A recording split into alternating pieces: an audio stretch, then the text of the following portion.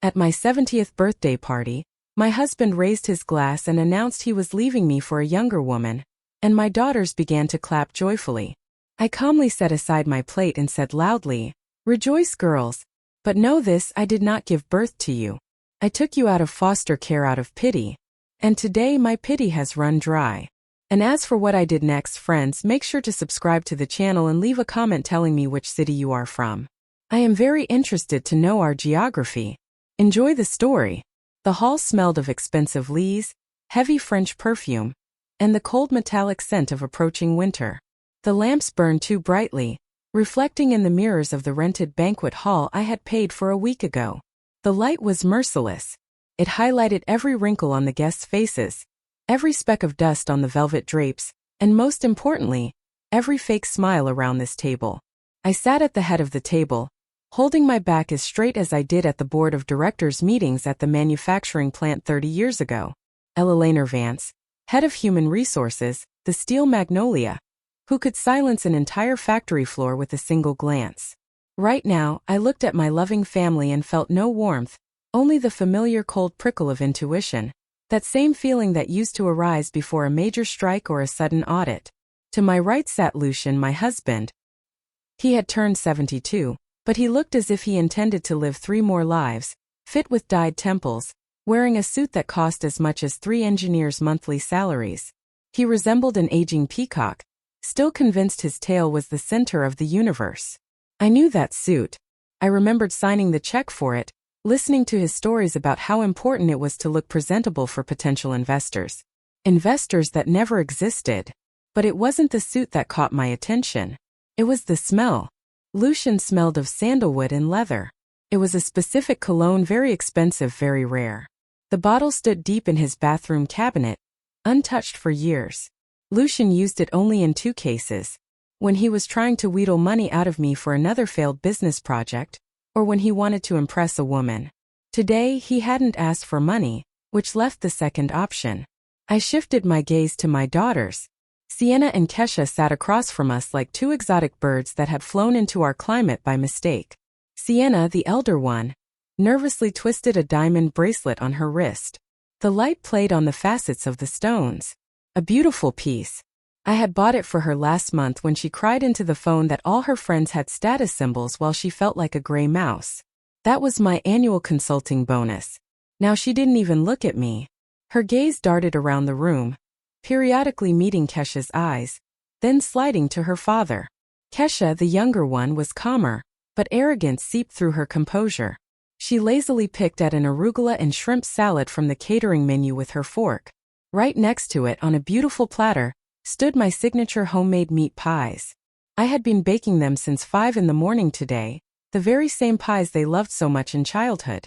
Back when we lived in a small apartment and I worked double shifts to pay for tutors. The pies sat untouched. They were cooling, becoming useless monuments to my past. The girls demonstratively ignored the home-cooked food, preferring the faceless catering. It was a small thing to some, just the whim of adult children. But I, a woman who had managed people for 40 years, knew that the devil is in the details. Refusing food prepared by a mother on her jubilee is not a lack of appetite. It is a manifesto. It is a statement that my efforts are worth nothing anymore. I took a sip of water. It tasted bitter. I remembered the years when Lucian was finding himself. In the 90s, when the factory was shaking, I kept us afloat. I would come home after dark, completely drained, and he would meet me with burning eyes and ideas about reselling vouchers, kiosks, auto repair shops. And every time I took out the saved money, "It's an investment, Ellie. You don't understand," he would say. And every time the money vanished. And the girls, I gave them everything. The best private schools, universities, condos, cars. I thought I was buying them a future. But looking at them now, I saw that I had only bought their disdain for hard work. They were used to money appearing in the nightstand, and Mom was just a function, an ATM with a hugging feature. Sienna exchanged glances with Lucian again. A smirk flickered on her lips, barely noticeable, quick as a shadow, but I saw it. It wasn't the smile of a daughter, proud of her mother. It was the smirk of an accomplice. They knew something. Something I didn't. The air in the hall thickened. The hum of guests, former colleagues, distant relatives seemed like the distant roar of the surf. I felt as if I were standing on the tracks, seeing the light of an approaching train, but unable to step off the rails because I had to watch this performance to the end. Lucian adjusted his tie. He was nervous. I saw a vein pulsing in his neck. He cast a quick glance at the entrance door as if waiting for someone, then looked at his daughters. Kesha gave him a barely perceptible nod. It was the signal. The script was written, roles assigned, and I was given a part in this play that I could only guess at for now. I calmly placed my napkin on my lap. My hands did not tremble. Years of working with people had taught me one main rule. Never show fear until you assess the scale of the threat.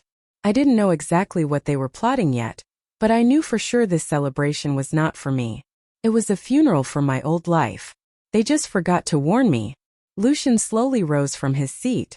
The hall began to quiet down. Guests turned their heads, expecting a traditional toast from a loving husband, expecting words of gratitude, of years lived together, of loyalty. He picked up a crystal goblet. The thin ring of a knife against the glass cut the silence like a scalpel. Everyone froze. Lucian smiled, but that smile didn't reach his eyes. In them was the cold, triumphant glint of a man who is sure he has finally won the lottery. "Friends," he began, his voice unnaturally loud, theatrical. "We have gathered here to mark an important date. 70 years is a serious milestone. It is a time to take stock and a time to free oneself from excess baggage." I didn't flinch. I looked straight at him, unblinking. Excess baggage? There it is. I want to raise this glass not to the past, Lucian continued, his gaze sliding over me as if I were empty space, but to the future, to my future, to real passion which I have earned. Today I declare my freedom. A deathly silence hung over the hall, but I knew the worst was yet to come. Lucian's words hung in the air, thick and sticky like spilled syrup. He spoke of a woman named Destiny, about how at his age he had earned the right to real living passion. Not a dreary existence waiting for the end. He didn't even look at me. His gaze wandered somewhere above the guests' heads, as if he were reading this text from an invisible teleprompter. The silence in the hall was so deep you could hear the refrigerator humming behind the bar. The guests, my colleagues, our mutual acquaintances, neighbors, sat with their mouths open. Some lowered their eyes to their plates. Others looked at me with horror, expecting hysterics, fainting, a scream. They were waiting for a show, but the show started from the other side. In this dead silence a sound rang out. Clap, then another. Rhythmic, dry, confident. I slowly turned my head. Sienna and Kesha were clapping. They smiled at their father, nodding to him as if supporting a talented child at a recital. "Bravo, Dad!" Sienna shouted brightly. Her diamond bracelet sparkled in the lamplight. "You finally decided to do it." Kesha turned to me. In her eyes there was not a drop of sympathy, not a shadow of guilt, only a cold, calculating glint that I had seen in dishonest suppliers trying to pawn off a defective batch of parts on us.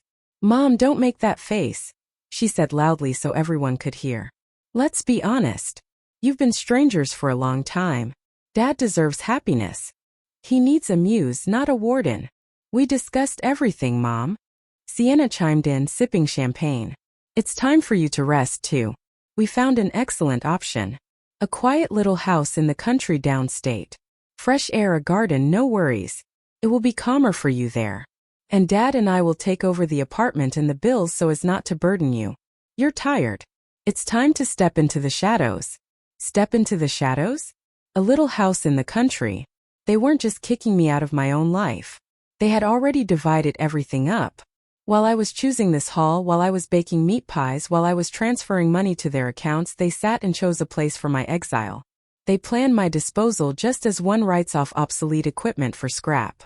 Something clicked inside me quietly like a camera shutter. Many think that in such moments the world collapses, that the heart tears apart. Nonsense. In such moments the world becomes crystal clear. Emotions, love, resentment, pity evaporated instantly as if burned away by fire. Only a cold ringing void and an absolute understanding of the situation remained.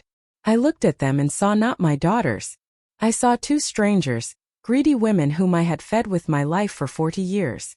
And that contract had just expired. I slowly picked up my plate with the untouched salad and carefully placed it on the table slightly to the side. The porcelain clanked against the glass tabletop. The sound was quiet, but in this tense silence it sounded like a gunshot. Sienna stopped smiling. Kesha froze with her fork near her mouth. Lucian finally deigned to look at me, expecting tears. I didn't stand up. I simply straightened my back even more and looked straight into Sienna's eyes. Then Kesha's. My voice was calm, steady, the voice of the HR director whom truants feared. "Rejoice, girls," I said. And my voice easily reached every corner of the hall without a microphone. "Clap louder, but no one thing." I paused, letting them feel the cold radiating from me. "I did not give birth to you." A gasp ran through the hall. Sienna turned pale. The spots of blush on her cheeks became frighteningly bright. "What are you talking about?" she began. But I didn't let her continue. "I took you from the foster care center in Cook County when you were 2 and 3 years old. Your biological mother gave you up because you interfered with her drinking. I took you out of pity. Out of that same pity that forced me to pay for your whims, your cars, your condos, and your endless debts all these years." Lucian opened his mouth about to say something, but I shifted my gaze to him. In my eyes there was no reproach, no pain, only boredom. And today I continued, rising from the chair. "My pity has ended. You wanted independence for your father. You got it. You wanted me to step into the shadows. I am leaving. But my wallet leaves with me. You are grown women.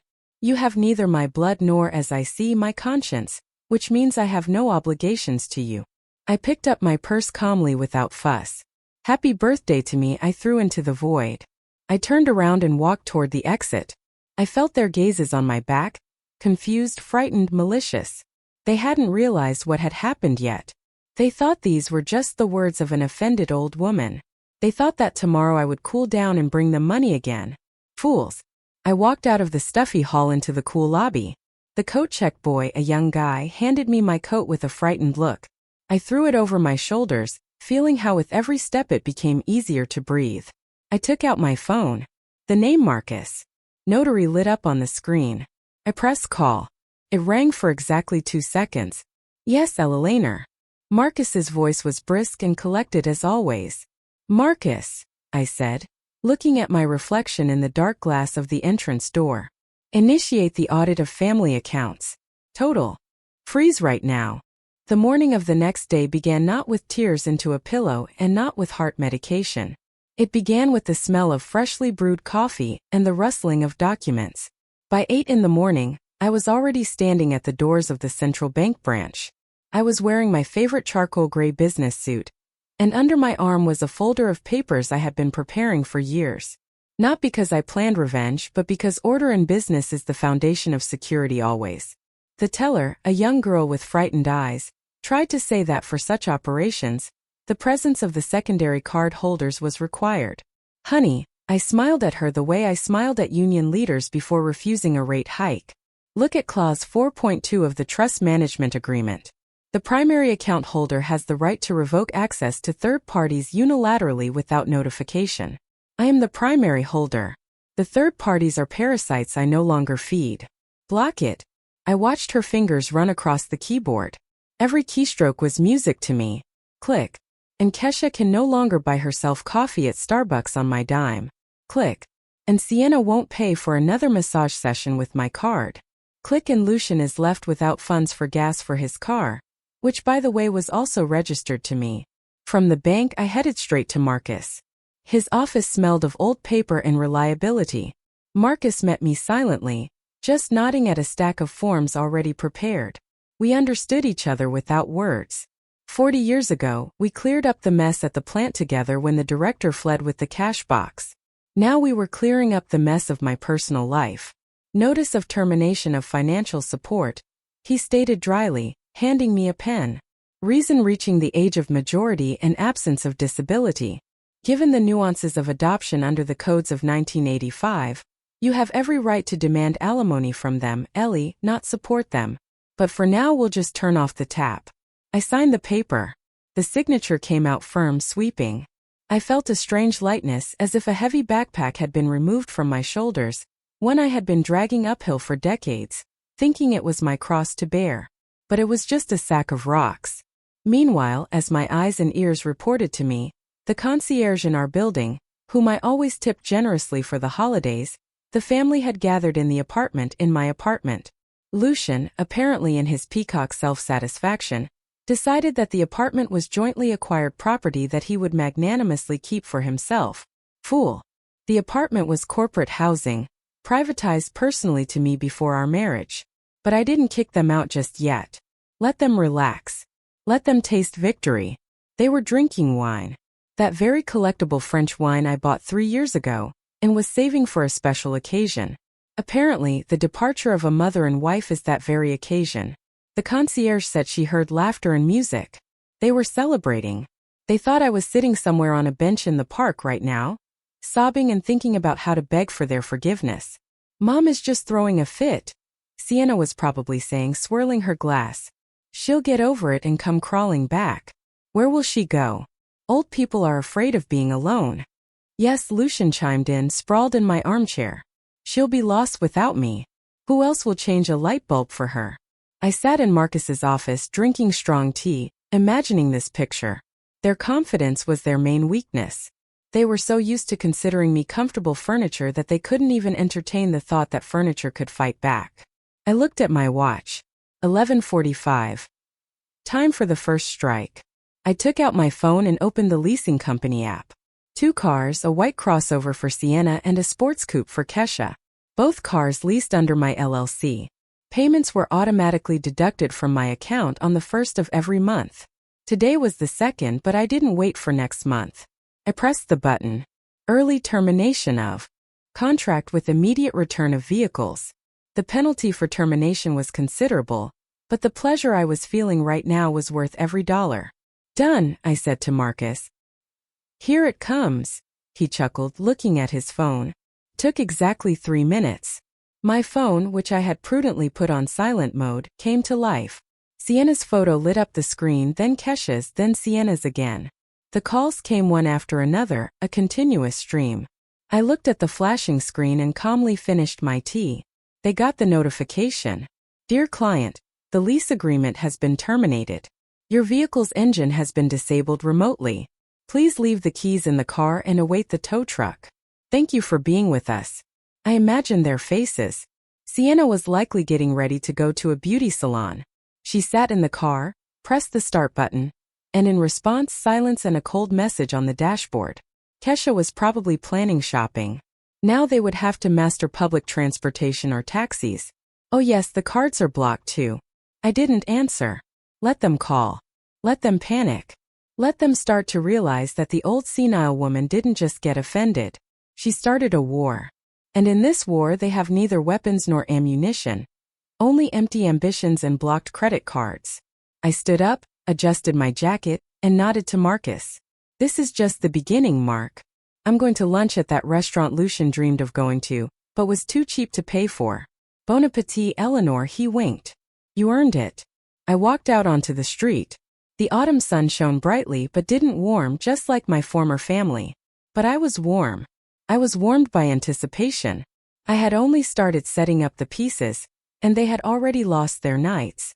The door to my office flew open with such a crash as if it had been rammed down. Sienna and Kesha stood on the threshold, breathless, disheveled, their faces twisted with anger. Sienna was still clutching the useless car key in her hand like a magic amulet that suddenly stopped working. What do you think you're doing? She shrieked, not bothering with a greeting. My car won't start. There's some kind of block. I had to take a taxi here like a beggar. Kesha, whose fury was colder but no less toxic, stepped forward. Mom, this isn't funny anymore. You're crossing the line. Blocking cards is one thing, but depriving us of transportation is petty. Put everything back the way it was immediately. I sat at my desk, calmly filing a nail with a diamond-dusted file. Quiet classical music played in the office, smelling of fresh coffee and expensive wood. I didn't even look up. Good afternoon, girls, I said in an even tone, continuing my task. Apparently no one ever taught you to knock. As for the cars, you are independent adult women now, right? Independent, proud, and independent women pay their own bills. Leasing is an expensive pleasure. I decided I have no right to deprive you of the joy of paying for yourselves. Are you mocking us? Sienna hissed. We don't have that kind of money. Do you know how much the maintenance on that bucket costs? I finally looked up. There was not a drop of warmth in my eyes. I know. I paid for that bucket for 3 years. Now it's your turn. Or I paused, enjoying the moment. You can use public transportation. They say it's very eco-friendly. At that moment, Lucian swaggered into the office. He looked as if he had just won at a casino, although I knew his pockets were empty. Trailing behind him was the scent of that expensive perfume, which now evoked only slight nausea in me. Well, had enough of playing the Iron Lady, Ellie? He chuckled, walking over to the visitor's chair and sitting down without an invitation. The girls told me everything. Kindergarten, honestly. Blocking, canceling. You're just trying to get attention. You're hurt. I understand, but let's not start a circus. He leaned back in the chair, crossing his legs. I need money, Ellie. My half. I'm leaving, but I don't intend to leave empty-handed. We lived together for 40 years and half of everything we have is mine by law. I want to take my share now so I don't have to drag through courts. I need to start a new life with Destiny. I put down the nail file and looked at him with undisguised interest, like a rare insect. Your half? I asked quietly. Lucian, do you seriously think you have a half here? Of course, he snorted. I invested in the family. I created the atmosphere. I was your support system. And anyway, you're just an old bitter corporate rat who understands nothing about modern business. You sat on your salary while I looked for opportunities. You're just jealous that I found someone younger and brighter. Corporate rat. Looked for opportunities. I remembered all his opportunities. Pyramids, shady stocks, the garage co-op that burned down along with the investors' money. I remembered paying off his debts to thugs in the nines selling my jewelry. I remembered how he created the atmosphere lying on the couch while I wrote reports at night. But I remained silent. I didn't scream, didn't list his failures, didn't shove facts in his face. Why never interrupt an enemy when he is making a mistake? And his mistake was fatal. He underestimated me. He saw in me only an offended wife, not a CFO with 40 years of experience. All right, Lucian, I said conciliatorily as if giving up. You're right. Courts are long and messy. I don't want scandals. The daughter's eyes lit up. They exchanged glances. It worked red in their looks. Mom broke. Good girl. Lucian nodded, already mentally spending the money. I knew you were a reasonable woman. Where is the money? In that account at the bank or in the safety deposit box? I sighed heavily, feigning submission to fate. Part is there, part in bonds. I need time to cash everything out and prepare the documents. Come by in a couple of days. We'll sign everything. Don't drag it out, Ellie, he threw back, standing up. Destiny doesn't like to wait. They left as noisily as they had appeared, confident in their victory. I heard their voices in the corridor.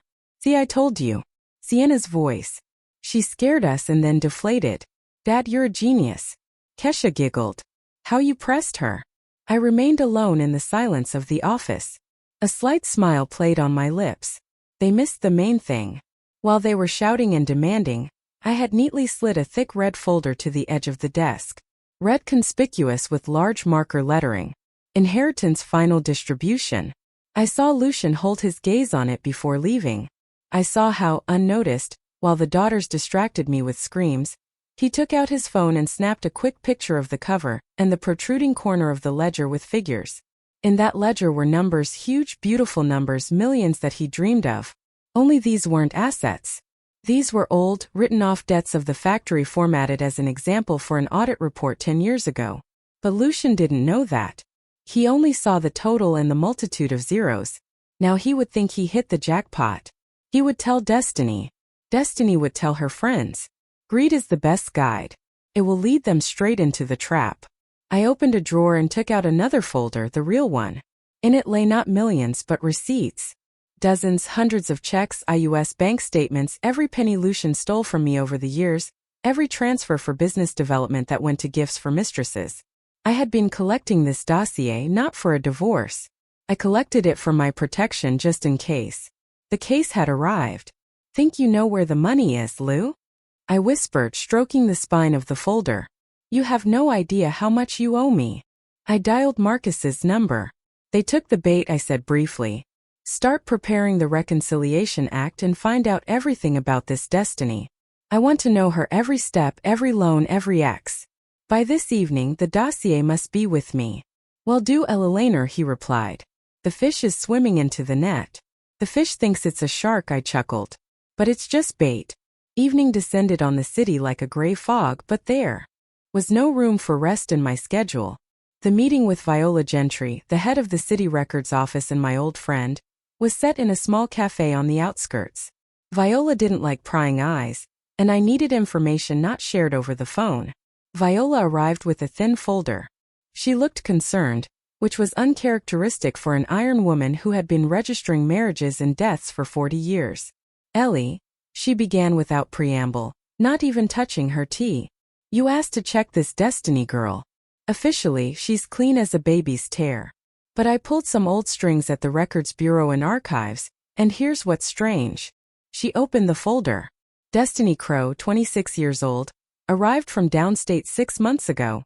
Not officially employed anywhere, but she is registered. Do you know where? In the apartment that your daughter Sienna rents as a warehouse for her online store. I froze. The teacup remained in the air. Sienna, I repeated, though my brain had already started putting the puzzle together. Yes, and that's not all. Viola lowered her voice. I found a witness, a friend of Destiny's who worked as an intern in our archive. She blabbed that Destiny was hired. The spectacle with the accidental meeting of Lucian at the fitness club was choreographed. Your daughters, Eleanor, sought her out purposefully. They needed a predator. Stupid, greedy, but flashy. I slowly placed the cup on the saucer. Inside me there was no pain. There was a sensation as if I had plunged my hand into ice water. The cold clarified the mind. Why? I asked quietly. Lucian would have left anyway if he wanted to. Why this circus? To break you, Viola answered harshly. They didn't just need a divorce. They needed your nervous breakdown. That in turn heard Destiny bragging. We'll drive the old hag to a stroke or the loony bin, and we'll get guardianship and access to all accounts. They promised Destiny 20% of your fortune if she forced Lucian to act quickly and brutally. I was silent. I looked out the window where car headlights flashed. This wasn't just a husband leaving. This wasn't just ungrateful children. This was a hunt, a planned, cynical hunt for me. My daughters whom I pulled out of the dirt, whom I treated, taught, clothed. They didn't just want money. They were ready to drive me to the grave or a madhouse to get that money faster. The quiet house in the country Sienna spoke of. Now I understood it wasn't a vacation. It was isolation. A place where I was supposed to quietly fade away under the supervision of nurses while they divided my life. I felt something inside me finally turn to stone. The last drops of pity, doubt, maternal sentimentality evaporated. If up to this moment I simply wanted to teach them a lesson, now I understood. I had to destroy them. Not physically, no. I had to destroy their world, their ambitions, their confidence in impunity. I had to leave them naked in the cold just as I found them 35 years ago. Thank you, Vi, I said, standing up. You saved my life. What are you going to do? She asked anxiously. What I do best. I put on my gloves, slowly smoothing out each finger. Human resource management. I'm going to conduct a staff reduction. I returned home. The apartment met me with silence, but now this silence seemed ominous. I walked into the kitchen. My gaze slid over familiar things. The kettle, the fruit bowl, the spice rack. My eyes caught on a decorative plate on the top shelf. It stood slightly crooked. I always placed it perfectly centered. I pulled up a chair, stood on it, and looked behind the plate. There, taped with double-sided tape, a tiny red light blinked on a black bug. A voice recorder with data transmission. I took it down, turning it in my hands. Cheap Chinese. They sell these in spy shops for jealous wives. So, they were listening to me, listening to my conversations with Marcus, listening to me crying once into my pillow. They surely enjoyed that sound. They knew my every step in this apartment. That's how Lucian knew about the bank. I spoke on the phone with a manager a week ago, discussing interest rates. I didn't smash the bug. I didn't throw it away. I climbed down from the chair, poured myself a glass of water and smiled. The smile of a wolf that saw a trap and decided to use it against the hunter. You want to listen, girls? You want to know my plans? Well, I'll put on a radio play for you. One so convincing that you'll believe every word. And this play will lead you straight into the abyss. I placed the bug on the table right in front of me. Marcus, I said loudly and clearly into the empty kitchen, knowing that somewhere Sienna wearing headphones would flinch and turn up the volume. I've been thinking I'm tired of fighting. Maybe they're right. Maybe I really should sign over asset management to them. I feel so bad. My heart is acting up. Tomorrow I'll gather everyone. I want to end this peaceably. I paused. Prepare the documents for the general power of attorney. I surrender. I turned off the light and went to sleep. I knew they wouldn't sleep tonight. They would be celebrating victory. A victory that would become their end. The next morning I called Sienna. My voice trembled, not from fear, but from acting skills honed by years of negotiations with unions. Honey, I wheezed into the receiver. I feel bad. I was probably wrong. Come over everyone and bring Dad and that girl Destiny. I want to settle everything. I can't fight anymore. They rushed over in 40 minutes, faster than an ambulance.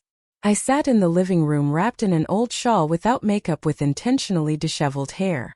On the table in front of the sofa stood a battery of medicine bottles. The scenery was set perfectly. Sienna flew in first. On her face was written, poorly concealed triumph masked as concern. Mommy. She rushed to me trying to hug me.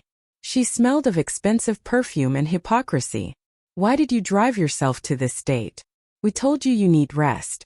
Kesha entered next, holding Lucian by the arm, and beside him skewered Destiny. The girl looked as if she had arrived at a gala. Bright makeup, a short dress, a predatory gaze assessing the furnishings of my apartment. Ellie, why are you staging a drama? Lucian tried to portray fatherly concern, but his eyes were already scouring the room for documents. We are family. We will solve everything. Destiny here really wanted to meet you. She is a kind girl. She will help you. I looked at Destiny, the kind girl who planned to commit me to an asylum for 20%. Hello, Destiny, I said quietly, portraying submission. Come in, sit down. They sat around me like vultures around a dying antelope. I saw their impatience. They didn't need my apologies. They needed my signature. I thought a lot last night. I began looking at the floor. I am old. I am tired. You are right. I understand nothing about modern life. These blocks, quartz, it's not for me. I want peace. Of course, Mom, Kesha exclaimed, squeezing my hand. Her palm was cold and damp. We will take care of you. You just need to trust us. I sighed heavily and pulled a folder from under the shawl. Marcus prepared the documents, I said. Here is the power of attorney for asset management. And one more thing, Lucian, you spoke about a business. My husband's eyes lit up with greedy fire. Yes, Ellie. A unique project. Investments will pay off in 6 months. I interrupted him with a weak voice. I have an account, the very one you spoke about. There is a large sum there. I was saving it for old age. But since you are taking care of me upon yourselves, why do I need it? An electric charge went through the room. Greed became almost tangible. Sienna stopped breathing. Destiny leaned forward, forgetting modesty. But there are bank conditions, I continued, opening the folder to the required page. To unlock this account and transfer funds to your project, the signatures of all participants are needed as guarantors. It's a formality. The bank wants to see that the family is united. I placed the document before them. Agreement on consolidated responsibility and asset transfer. The title sounded solid and confusing. The text was printed in small font with many legal terms, but the essence was simple. I knew they wouldn't read it. They would see the words asset transfer and the sum I had written in the preamble, $15 million, a sum that hadn't been in that account for a long time. Right here, I pointed a trembling finger at the column for signatures. Sign and I will immediately send the scan to the bank. The money will be with you tomorrow. Lucian grabbed the pen first. He didn't even skim the text. He only saw 15 million. Of course, Ellie, this is right. Money must work. He signed with a flourish. Sienna snatched the pen from her father. Mom, you finally acted wisely, she said, putting down her squiggle. Kesha signed next. And me? Do I need to as well? Destiny asked, looking uncertainly at Lucian. Of course, child. I smiled at her with the most pitiful smile I was capable of. You are part of the family now. You will help Lucian in business. Your signature will show the bank the seriousness of intentions. Destiny beamed. Being part of the family for her meant being part of the money. She signed without even flinching. I took the folder back, clutching it to my chest like the greatest jewel. Well, that's it. I exhaled, leaning back on the pillow. Now I am calm. We'll be going, Mom. Sienna jumped up immediately. We need to prepare everything for the transfer. We'll call you. Yes, Ellie. Rest. Lucian threw out, already heading for the door. We will handle everything ourselves. They left elated. They were already dividing the skin of a bear that wasn't dead. As soon as the door clicked shut, I threw off the shawl and stood up. My back straightened again, and the senile frailty vanished without a trace. I walked to the window and watched them get into a taxi, gesturing excitedly. I opened the folder and looked at their signatures. 4 signatures under Clause 7.4. The signatories hereby assume full and unconditional joint and several liability for all existing debt obligations of Eleanor Vance, including but not limited to tax arrears of past periods obligations under credit agreements of third parties for whom she acted as a guarantor, and also acknowledge all previously issued funds to Lucian Mercer as personal debt subject to immediate repayment with accrued interest. They thought they were signing for access to my money. In reality, they signed a confession of their debts and took upon themselves my obligations for an old hanging shitey for the factory which I had planned to close long ago. But now it is their debt, and Lucian's debt to me is now notarized, backed by the shitey of his daughters and mistress. I dialed Marcus's number. They signed, I said calmly. All 4. Destiny is in too. Brilliant. Eleanor. Marcus laughed. You just hung a $12 million debt on them, and in acknowledgement of all Lucian's loans. They are bankrupt without even knowing it. Send the documents to the bank and the marshals, I commanded. Let the surprise be official. I went to the kitchen, took that bug off the table, and threw it into the trash can. The play is over. Intermission. And in the third act there will be an execution. I spent the next 3 days not with a handkerchief in my hands, but with a telephone receiver at my ear. My home office turned into a command center. I wasn't just preparing a divorce. I was conducting a cleanup of the territory. First, I opened my address book, the one in leather binding where numbers accumulated over 40 years of work at the plant were kept. Factory directors, chief accountants of large holdings, wives of officials with whom we organized charity balls together. It wasn't just a phone book. It was a map of influence in our city. I called methodically down the list. My voice was calm with a slight note of sadness that evoked not pity, but indignation on the other end of the line. Hello, Vera. Yes, long time no see. Heard the news? Yes, Lucian left for a young one. But that's half the trouble. The girls, they decided I'm no longer needed. They're kicking me out of the apartment. Yes, imagine that. I didn't ask for help. I simply informed. I knew how this mechanism worked. By evening, the entire city elite would know that Lucian wasn't just an aging Casanova, but a scoundrel who abandoned the wife who made him a man. That Sienna and Kesha were not socialites, but heartless predators. I knew that Lucian planned to seek investors for his new business in precisely this circle. Now all doors would be closed to him. No self-respecting businessman would give money to a man who treated Eleanor Vance like that. Reputation is currency, and I had just crashed their exchange rate to 0. Then I busied myself with the final presentation in the literal sense of the word. I sat at the computer assembling slides. Slide 1, statements from Lucian's accounts for 10 years spending on restaurants, hotels, gifts to partners. Read mistresses. Slide 2, correspondence between Sienna, Kesha, and Destiny. Screenshots that Viola kindly provided me using her connections in cellular companies. Let's squeeze the old hag dry. 20% is yours. She'll croak soon. Slide 3. The document they signed yesterday. Close-up of the clause on debts. I printed this in color in several copies. These weren't just papers. They were tickets to their execution. Marcus called on Thursday evening. Everything is ready, Eleanor. The bank accepted the documents. The enforcement proceedings on the factory debts which hung on you as a guarantor have now been officially transferred to the new joint debtors to Lucian, Sienna, Kesha, and Miss Croy. The debt amount with penalties is $12,700,000, plus your personal lawsuits against Lucian. Excellent, I replied, looking at the sunset. When will they find out? Notifications have already been sent, but the mail is slow. But the account freeze under the writ of execution will work tomorrow morning. Just in time for their party. Their party. I knew what they were planning. A victory party at the trendy club, the Onyx. They intended to announce Lucian and Destiny's engagement and simultaneously celebrate receiving my millions. They thought I was sitting at home packing suitcases for the country. They didn't even suspect that I would also come and that I would be the guest of honor. On Friday morning, I felt the air around them beginning to thicken. They didn't understand what was happening yet, but they already felt something was wrong. Sienna called me at lunch. Her voice was nervous. "Mom, did you send the documents to the bank? Why hasn't the money arrived yet? I need to pay for the hall rental. The bank is verifying signatures." "Honey," I answered affectionately. "It is a large sum bureaucracy. Don't worry. By evening everything will be there.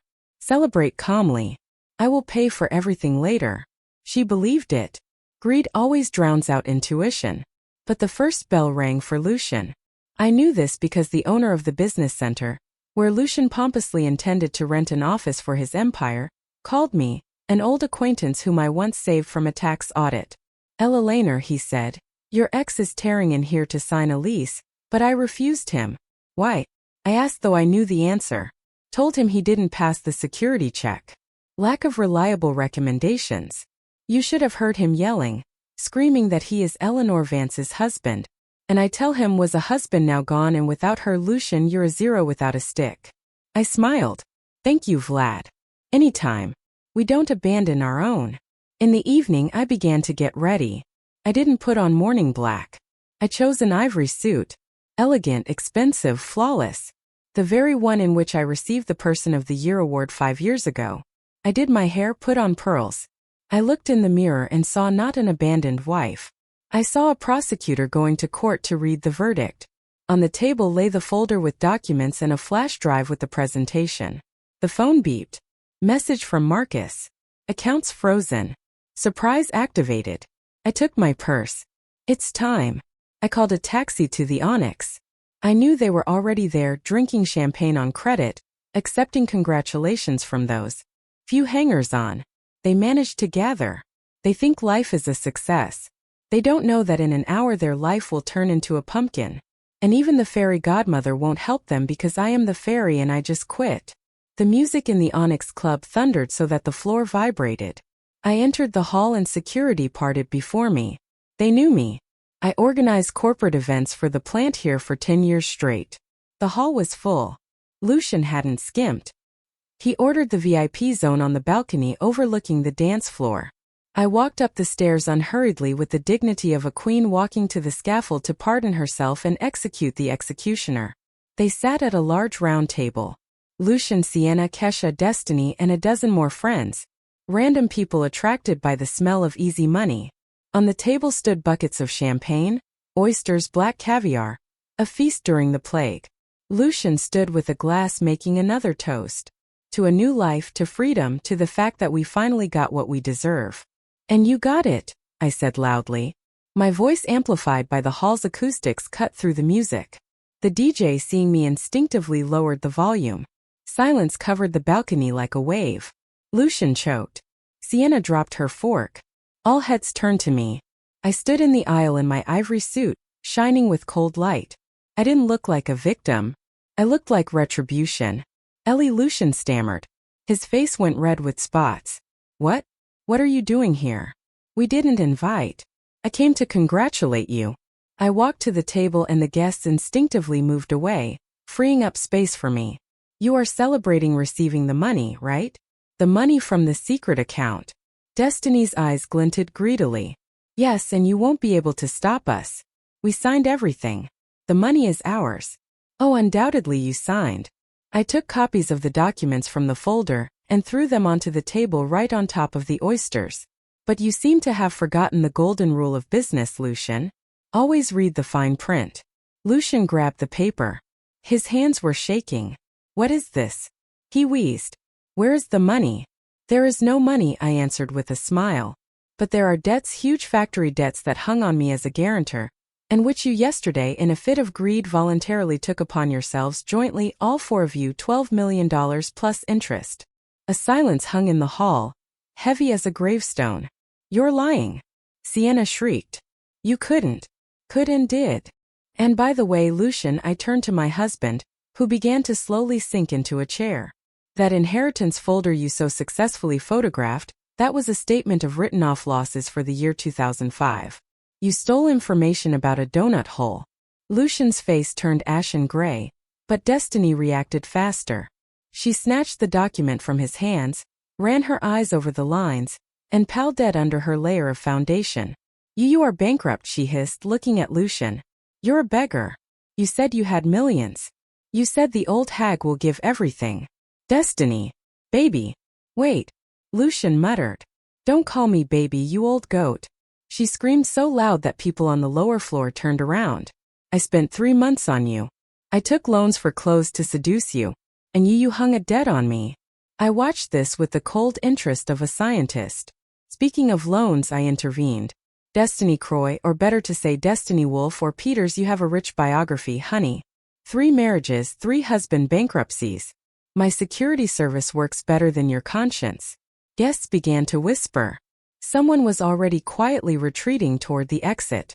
Sienna and Kesha, realizing the money had sailed away, decided to go on the attack. How dare you? Kesha shouted, jumping up. You monster. You always hated us. You set this up on purpose. People look at her. She's crazy. She wants to destroy us. She tried to pull the audience to her side. Stupid mistake. I took out my phone and connected it to the audio system via Bluetooth, which the familiar sound engineer helpfully opened for me. Want to hear how much my daughters love me? I asked into the microphone. Sienna's voice rang out through the entire club, clear, static-free. A recording from the kitchen bug.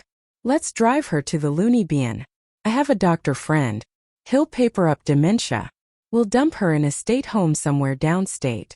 It's cheap there and we'll sell the condo. The main thing is to get her to sign the power of attorney before she goes off the rails. Destiny, you pressure Dad. Let him squeeze her. The hall froze. People looked at Sienna and Kesha with undisguised disgust. Masks were torn off. Under the layer of glamour and filial care, Rod appeared. Sienna covered her face with her hands. Kesha sank into a chair, staring at one point. Their social life in this city ended in this second. Lucian sat holding his head in his hands. Destiny, realizing there was nothing more to catch here, grabbed her purse. I'm leaving. And don't you dare demand anything from me. I'll sue. She rushed to the exit, pushing waiters aside. I walked up to Lucian. He raised his eyes to me. There were tears in them. Ellie, he whispered. Forgive me. I'm a fool. I didn't read. I'll fix everything. Will annul? Too late, Lou, I said quietly. But so he heard every word. And there is one more small nuance in that document in Clause 8. There is a postscript about the voluntary transfer of all pension savings of the signatory toward repayment of the debt to the main creditor. That is to me. His eyes widened in horror. You took my pension. I took back my money, Lucian. The very money you filched from my wallet for 40 years. Now you will live on what you earn yourself at 72. Good luck finding a job without recommendations. I straightened up, adjusted my blazer. The bill for this banquet, by the way, will be brought to you. Cards are blocked. Remember, you'll have to wash dishes. I turned around and walked toward the exit. The music was silent. People parted before me like the elements. I didn't feel triumph. I felt an incredible ringing lightness. Behind my back remained ruins, but these were the ruins of a prison in which I had lived for 40 years. I stepped out into the cool night. The taxi was waiting. To the train station, I told the driver. The war is over. I won. A week later, I stood on the platform. The wind smelled of coal and distant travels. In my hand was the handle of a suitcase made of genuine leather, light, compact, in which lay only what I needed. No other people's things, no obligations, no just in case for the girls. The city which had squeezed me dry remained behind me. I knew that back there in the concrete boxes their own drama was unfolding right now. Sienna and Kesha were running to lawyers trying to dispute the debt, but Marcus worked flawlessly. Signatures notarized, witnesses present. They would have to sell their status symbols to pay the marshals. Lucian, as reported to me, rented a room in a boarding house on the outskirts. Destiny disappeared, dissolved into the fog as soon as she realized the wallet was empty. I didn't gloat. I simply turned the page. The train started moving softly without jerks. I sat in a private sleeper compartment alone. Outside the window, gray industrial zones floated by the smokestacks of my former plant. Housing projects. All this no longer had anything to do with me. I took a book out of my bag, a thick novel I bought 10 years ago and kept putting off until vacation, until retirement, until there was time. The time had come. "Tea, ma'am." A porter in a starched uniform appeared in the doorway. "Yes, please. With lemon and sugar." And I smiled. "Bring me chocolate. The most expensive kind you have." I leaned back on the soft sofa. For the first time in 40 years, I wasn't thinking about having to cook dinner for someone, check homework, pay bills, or listen to a husband's complaints. In my head was a ringing crystal silence. I was going to the sea. I bought a small house in the suburbs of Savannah with a view of the marshes and the ocean beyond. There I will grow roses for myself. The tea was brought in a glass holder ringing from the vibration of the train. I took a sip, hot sweet with a sour tang, the taste of freedom. The sun began to set, flooding the plains with crimson gold. I looked into the darkening window. My face was reflected in the glass. There was no tired old woman with a dull gaze. There was a woman with a straight back and sparks in her steel eyes. A woman who won the main battle in her life, the battle for herself. The train picked up speed, carrying me into a new life. A life where I owe nothing to anyone. Well, friends, how do you like Eleanor Vance's story? You must agree the finale was powerful. Many will call her cruel. To tell her own children they are adopted, to hang debts on them, to leave her husband without a pension. That is harsh. But let's be honest, did she have a choice?